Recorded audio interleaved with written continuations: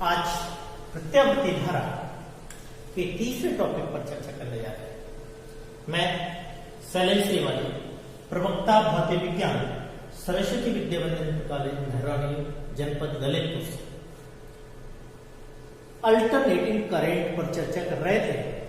Alternating current में अगले टॉपिकों पर, अगले भागों पर चर्चा कर चुके हैं। पहले भाग में चर्चा की कि प्रत्यावर्ती धारा जनित क्या है, प्रत्यावर्ती वोल्टता क्या है और प्रत्यावर्ती धारा क्या है। आयाम, शिखरमान, आवृत्ति, आवर्तकाल आदि प्रत्यावर्ती धारा से संबंधित महत्वपूर्ण परिघटनाओं का अध्ययन किया। इसके पश्चात दूसरे टॉपिक्स में आपने चर्चा किया कि प्रत्यावर्ती धारा के परिपथ कितने प्रकार के होते हैं, सभी सर्किट्स के बारे में चर्चा की। अनुनाद क्या है, एसी सर्किट क्या है, ट्रांसफार्मर क्या है। आज हम तीसरे टॉपिक पर चर्चा करेंगे, अल्टरनेटिंग करंट। अल्टरनेटिंग करंट में बिजली, जैसा कि आप लोगों ने देखा होगा, घरों में जो बिजली आती है उसमें 220 वाट से 250 वाट तक की बिजली का घरों में उपकरण से बिजली आती है। बाहर से जो बिजली आती है कितने वाट की आती है, 220 वाट। इसलिए आज हम एवरेज वैल्यू ज्ञात करेंगे, अर्थात चल कुंडली धारामापी का एवरेज वैल्यू कितनी होती है। पहले चैप्टरों में अध्ययन किया होगा चल कुंडली धारामापी। जब किसी छेद चुंबक के बीच आर्मेचर कुंडली को रख दिया जाता है तब वहां पर मूविंग करती है, तब उसका विक्षेप कितना होता है। आज हम उन्हीं टॉपिकों को लेकर के विभिन्न टॉपिकों में चर्चा करेंगे। प्रत्यावर्ती धारा सर्किट्स में फिर हम चर्चा करेंगे कि आज प्रत्यावर्ती धारा का औसत मान क्या है, यानी प्रत्यावर्ती धारा का माध्य अथवा एवरेज वैल्यू क्या है, प्रत्यावर्ती धारा का वर्ग माध्यमिक मान क्या है। तीसरा है प्रत्यावर्ती धारा में शक्ति अथवा सामर्थ्य क्या है। इसको हम दो भागों में डिवाइडेशन किया है। पहला, जब परिपथ में केवल शुद्ध प्रतिरोध हो।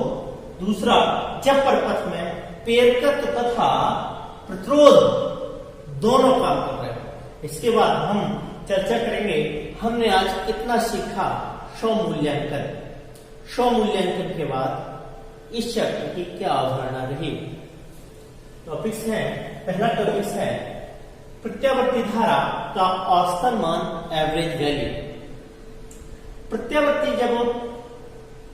धारा का मान व दिशा आवर्त के रूप में परिवर्तित होता है, यानी प्रत्यावर्ती धारा का जो मान है वो किसमें कन्वर्ट होता है, एक चक्र के रूप में, अर्थात एक आवर्त के रूप में परिवर्तित होता है। यह धारा अर्धचक्र में साइकिल के दौरान एक दिशा में जबकि दूसरी दिशा में, विपरीत दिशा में प्रवाहित होती है। तब एक साइकिल को पूरा करने के लिए प्रत्यावर्ती धारा का माध्य मान 0 होता है। एक साइकिल अर्थात यहां से यहां तक चलने के लिए एक साइकिल का निर्माण होगा। एक आवर्त का पूरा करने में जो एक आवर्त का पूरा का क्या हो जाएगा, उसका एक साइकिल होगी। अर्थात एक साइकिल को पूरा करने का माध्य मान जो होता है वो कितना होता है, 0 होता है। कितना होता है, 0। यही कारण है कि चल कुंडली धारामापी में जब प्रत्यावर्ती धारा प्रवाहित करने पर उसका विक्षेप नहीं होता। चल कुंडली देखी होगी, जब NS चुंबक होती है उसके बीच एक एल्युमिनियम का फ्रेम, उसमें तांबे के तारों को लपेट दी जाती है तो इसका विक्षेप कितना आता है, 0 होता है। कितना प्राप्त होता है इसका विक्षेप, 0। तब हमें इसकी एवरेज वैल्यू निकालनी है, तब औसतन एवरेज वैल्यू हो जाएगी I M equal to 1/2 T half integrate 0 to T by I into D T, अर्थात हाफ चक्र में, अर्ध चक्र में उसका आवर्तकाल कितना होगा, हाफ चक्र में टी बाई टू। औसतन वैल्यू निकालनी है, आई इक्वल टू होता है I naught sine omega T, I equal to I naught sine omega T, then I equal to इसके मान रखा जाएगा, टी के सापेक्ष अवकलन किया जाएगा, क्या हो जाएगा omega minus omega upon pi 0 to T by omega, omega equal to 2 pi upon टी, then I naught sine omega T D T. अचर पद को बाहर करेंगे, इसका अवकलन किया जाएगा, समाकलन किया जाएगा sine omega T, sine omega T का समाकलन होगा माइनस कॉज ओमेगा, कितना होगा minus cos omega T, upper limit 0 to pi by omega, 0 to pi by omega, omega से ओमेगा कैंसिल होगा, आई नॉट बटे pi, upper limit minus lower limit, upper limit cos pi upon omega minus 0, यानी cos omega,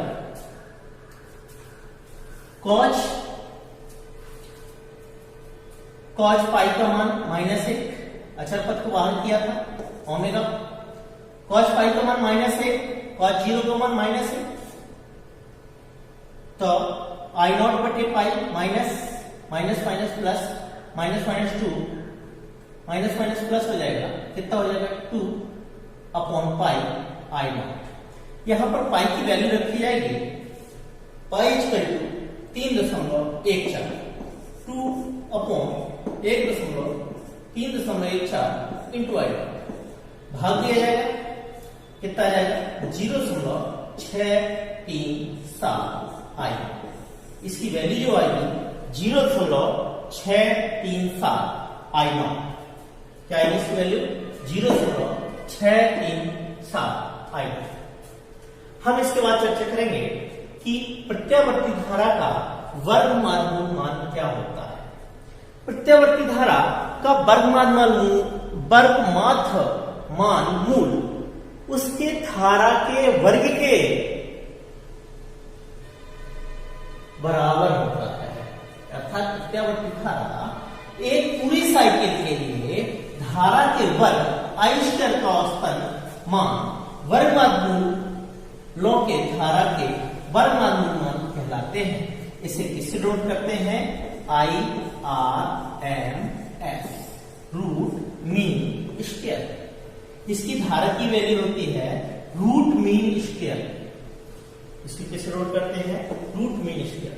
इसका equation क्या है, I square equal to 1/t integrate 0 to 2t I square into dt, I equal to I naught sine omega T, then t equal to 2 pi upon omega, then I square equal to I naught bar square equal to omega upon 2 pi integrate 0 to 2 pi बटे omega, I naught square sine square omega t into dt, sine square omega t equal to 1 minus 2 cos 2 omega t upon 2, then omega upon 2 pi I naught square upon 2 t minus sine 2 omega t upon 2 omega into integrate whole square upper limit 0 to pi by 2 pi बटे omega, upper limit minus lower limit omega upon 2 पाई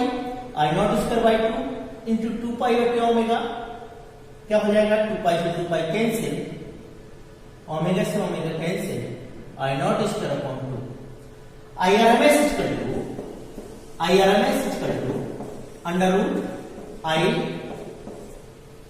वर्ग I square equal to I naught बटे root 2, I naught बटे root 2 का value रखी जाएगी, तब क्या हो जाएगा आई नॉट बटे 1.414, देन इसकी वैल्यू आ जाएगी 0.707 आई नॉट, इसकी वैल्यू आ जाएगी 0.707 आई नॉट। इसी प्रकार हम वोल्टेज के लिए निकालें, तब क्या हो जाएगा, Vrms equal to V0 upon √2, Vrms equal to V0 upon √2 equal to 0.07 V0। क्या हो जाएगा, 0.07 V0। अगले टॉपिक में चर्चा करेंगे कि प्रत्यावर्ती धारा परपथ की शक्ति अथवा सामर्थ्य। प्रत्यावर्ती धारा की शक्ति अथवा सामर्थ्य क्या है? वैद्युत परपथ में ऊर्जा व्यय होने की दर को सामर्थ्य अथवा शक्ति कहते हैं। यानी ऊर्जा, जो प्रत्यावर्ती धारा में जो ऊर्जा की दर होती है उसे कहते हैं शक्ति अथवा सामर्थ्य। यह वोल्टा तथा धारा के गुणनफल के बराबर अर्थात P बराबर होता है V × I। किसी परपथ की वोल्टा तथा धारा का गुणनफल जो होता है वो क्या कहलाता है, सामर्थ्य। यदि किसी धारा में धारा एम्पियर में तथा वोल्ट शक्ति वोल्टा हो, तब इनके बीच शक्ति वाट में होगी। क्या होगी, शक्ति क्या होगी, वाट। किसी प्रत्यावर्ती परपथ की शक्ति इस बात पर निर्भर करती है कि इनके बीच धारा तथा वोल्टा के बीच कलांतर कितना है, अर्थात इनके बीच धारा और वोल्टा के बीच फाई कितना है। धारा तथा शक्ति प्रत्यावर्ती धारा में परपथ में शक्ति अथवा सामर्थ्यता दो घटकों में विभाजित है। नंबर 1, जब परपथ में केवल शुद्ध प्रतिरोध कार्य कर रहा हो, तब क्या होता है, P इक्वल होता है V × I।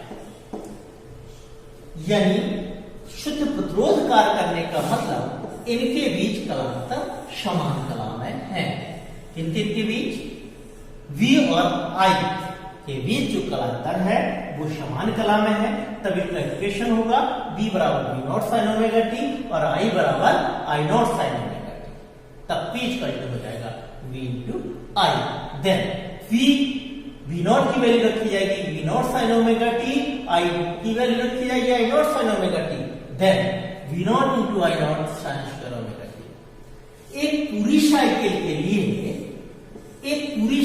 के लिए औसतन मान 1/2 होता है। यानी एक पूरी साइकिल के लिए, तब एक पूरी साइकिल का औसतन मान क्या हो जाएगा, औसतन मान यानी sin स्क्वायर ओमेगा t की वैल्यू रखी जाएगी 1/2 इंटू V0 इंटू I। इसको लिखा जाएगा V0 upon 2 √2 into I0 upon √2। V0 upon √2 into I0 upon √2। We know that, अभी आपने पढ़ा है, I Vrms equal to V0 बटे √2 और Irms equal to I0 upon √2।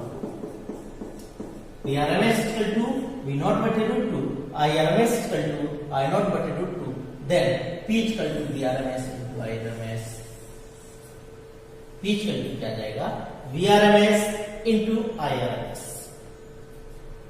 इसके बाद हम चर्चा करेंगे अगले टॉपिक्स में, जब परपथ में प्रतिरोध तथा प्रेरकत्व दोनों का, जब परपथ में प्रेरकत्व तथा प्रतिरोध दोनों कार्य कर रहे हो, तब क्या होता है, इक्वेशन होता है V equal to V0 sin omega t तथा I equal to I0 sin omega t minus phi, अर्थात फाई कलांतर धारा पश्चिमगामी होती है। तब P equal to V into I। Then V का मान रखा जाएगा V0 sin omega t into I0 sin omega t minus five. ये हो जाएगा sin A माइनस B की value, sin A minus B equal to हो जाएगा sin A cos B minus cos A sin B, अर्थात sin omega t into cos five minus cos omega t into sin five. तब V0 into I0 equal to हो जाएगा sin square omega t into cos five minus sin omega t into cos omega t into sin five. V0 I0 into sin square omega t into cos five minus 1/2, 2 का गुणा 2 का भाग करने पर तो 1/2 sin 2 omega into sin five. चूंकि sin square omega t equal to 1/2, then sin 2 omega equal to 0। तब औसत शक्ति 6, V equal to 1/2 V0 into I0 into cos 5। तब V0 equal to cos 5 equal to V0 upon √2 into I0 बटे √2। क्या हो जाएगा? इसकी जगह लिखा जाएगा P equal to V0 upon √2 into I0 बटे √2 into cos 5। Then V0 upon √2 अर्थात VRMS, I0 बटे √2 अर्थात IRMS इंटू cos 5। क्या इसका प्राप्त हुआ? P equal to VRMS into IRMS into cos 5। cos 5, यहां पर cos 5 एक शक्ति गुणांक है, अर्थात इसका मान प्रकृति पर निर्भर करता है। जब प्रत्यावर्ती धारा V तथा I के बीच कलांतर phi होता है तब tan phi equal to omega L बटे R। R यहां पर cos 5 इक्वल टू हो जाएगा R बटे Z, जहां पर Z equal to under R square plus omega L omega R square plus omega square into L square. अब हमने आज इन टॉपिकों पर कितना सीखा? एक पूरी साइकिल के लिए प्रत्यावर्ती धारा का औसत मान कितना होता है? सुन, अर्ध साइकिल के लिए धारा का औसत मान कितना होता है? 0.637 I0। धारा तथा वोल्टता के लिए गुणनफल को क्या कहते हैं? वैद्युत शक्ति। एक पूरी साइकिल को पूरा करने का औसत समय कितना होता है? 1/2। कितना होता है? 1/2।